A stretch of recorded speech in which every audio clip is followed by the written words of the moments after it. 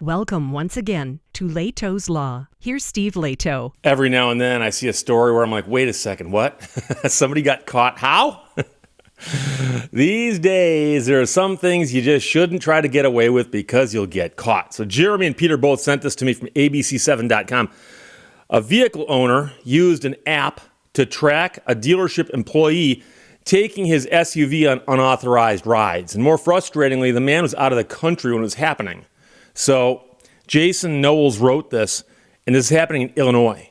So when you take your car in for service, you trust that the dealership will fix it, not take it out for, Joyrides.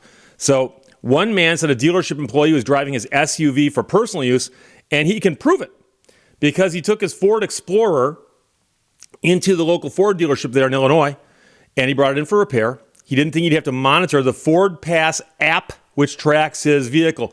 I've got that on my phone because I've got a Ford Explorer. And so I can open up my phone and go, where's my vehicle right now? And it'll tell me, a little map. So, it's never occurred to me that I may have to use that to track my own vehicle running around behind my back. But when this guy checked his vehicle's GPS app while overseas, he saw the vehicle was being taken on unauthorized rides. Unauthorized. And the rides weren't just around the dealership. He said, I left my car in the trust to the dealership, and here I am in Germany, and my car is being driven back and forth to a neighborhood I don't know. So he grew suspicious after the first time he brought his car in when he says he noticed 100 more miles put on the vehicle. When I took it back the following weekend, I took a photograph of the odometer. Then, after taking a photo with his miles at 8,302, he monitored the Ford app while he was in Germany, and what he saw floored him. I looked at my phone and I think, why is my car in Berwyn? That's nowhere near the dealer. I have daily screenshots from the app where the car was going back and forth to Berwyn every day for several days. He shared screenshots with WLS from his app of the car driving on the local expressway, traveling about 25 miles from the dealership. So a screenshot from the app also shows mileage grew to 8,440 miles, which is 140 miles while it was in the shop for that second repair attempt. He says he was initially told the technician had to drive the car around to record the sound the car was making because he'd complained about a noisy sunroof. But he wasn't buying that excuse and said the driving was excessive. He said, I have iPass reports. When you log into iPass, you can see when your car has gone through tolls. So he filed a report with the Illinois Attorney General and continued his complaints to the dealership, asking to be let out of his lease. He says that request was denied, but the dealership gave him a lifetime of free oil changes and maintenance on the vehicle and didn't charge for the repair. A letter from the dealership attorney also says they would cover tolls and not charge for miles over 340 after the lease. Oh, they're not going to charge him for those miles. How nice of them. The letter noted that he granted employees permission to operate the vehicle, but not for unauthorized purposes.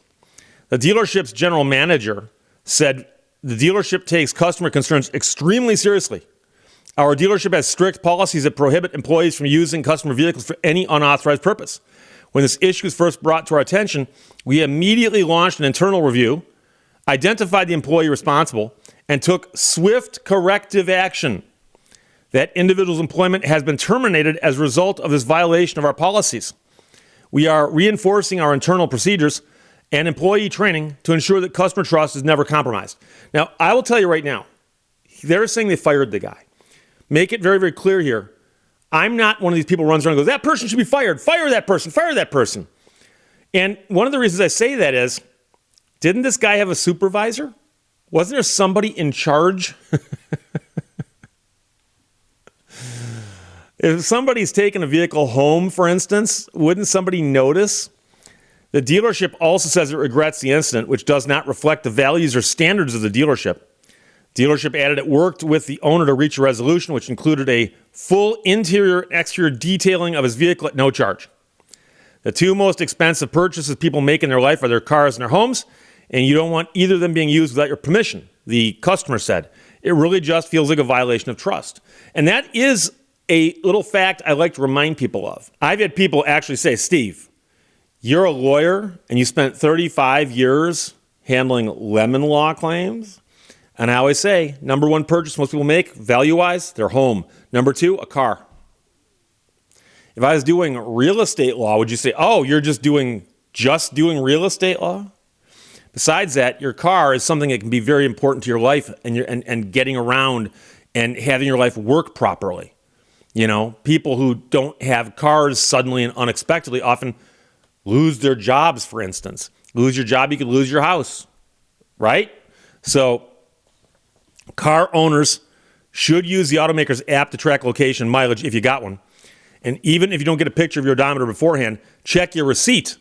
Excessive mileage could indicate unauthorized use. I can tell you that in my 30 plus years of handling these kind of cases, that I've had clients bring in a repair order that shows mileage at drop-off, and the repair order says mileage at pickup. And they're way off.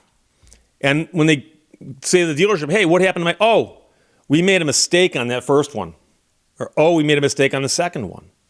That's what they often say. But the app is pretty cool. Like I said, I've got one.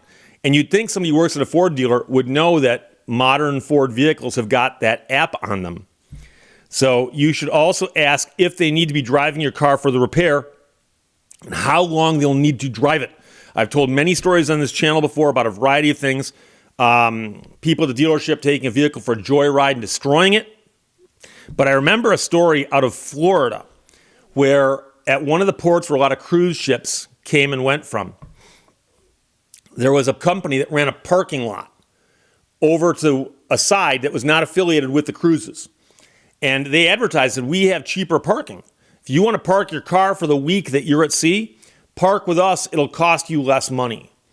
And when you park there, they would ask you to leave your keys behind, just in case.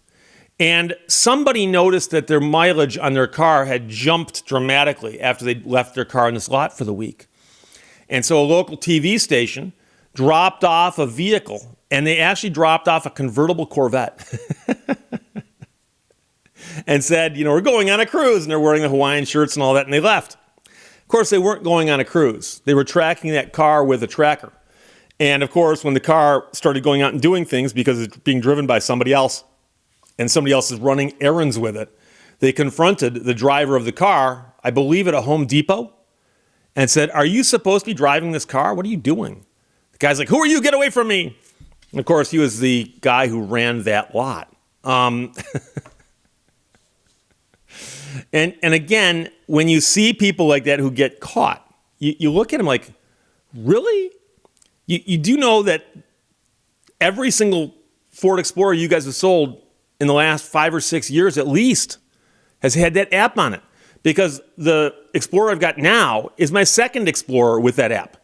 The one I bought that was a 2019 had the app on it. So you'd have to be really not paying attention to know that that app is there. I know you're going to say, but Steve, what if the guy legitimately needed to drive that car some distance to check for that noise in the sunroof? That's possible. But over several days, the same route, which looks like to home and back, there comes a time when it goes beyond a test drive and turns more into a joyride. And so one thing I will tell you, and I don't know if the people involved in this story understand this, but in many states, if someone takes something that you've given to them and they misuse it for their own purposes and then give it back to you, it's not theft because they didn't deprive you of it. But at common law, it's called conversion. I've talked about this before. And so if you toss your keys to a porter and go park my car, and instead they and their buddy jump in the car and take it for a drive around Chicago, especially doing some jumps in slow motion while you're off at the museum or the baseball game, and then they bring it back to you at the end of the day and they give it back to you when you ask for it, and it's got a couple hundred miles put on the odometer, which you can't spin off by running the wheels backwards up on a jack. That would be conversion. And in some states, conversion is actually treated pretty much the same way as theft. Ironically, it's not theft, but it can hurt as much as theft if you get busted for it. And so I know that in Michigan, you can sue somebody for conversion because I've sued people for it before. And it can get ugly. So, they gave the guy apparently a free repair on the rattling roof. They detailed his car. and they're not going to charge them for the 340 miles that their guy put on the car. And I guess they said free lifetime oil changes. Okay, they gave him something. They're still getting off easy. But if the guy's happy with that, that's fine. I'm not an attorney who goes around and says, hey, you should file a lawsuit. I always tell people litigation is never fun. It's never fun. And you should only do it as a last resort. So if somebody comes by and makes you an offer that you actually feel is appropriate, take it, and learn a lesson from it. But dealership needs to learn a lesson too. They say they fired the guy. But I hope that the boss of the guy who got fired got sat down someplace and was told, you need to be hiring people who understand how these apps work and know that these cars have these apps on them. And therefore, you need to be doubly careful about where you drive these things because of the app. It's going to be narking on you behind your back. So there you go. Jeremy and Peter, thanks for sending that. Jason Knowles wrote that for ABC7.com. It all happened in Illinois. Vehicle owner uses app to track dealership employee taking unauthorized rides in his SUV while he was in Germany. Questions or comments, put them below. Let's talk to you later. Bye-bye. Thank you for watching Lehto's Law. I've been in big trouble. I don't have to look for it on a map. It always finds me.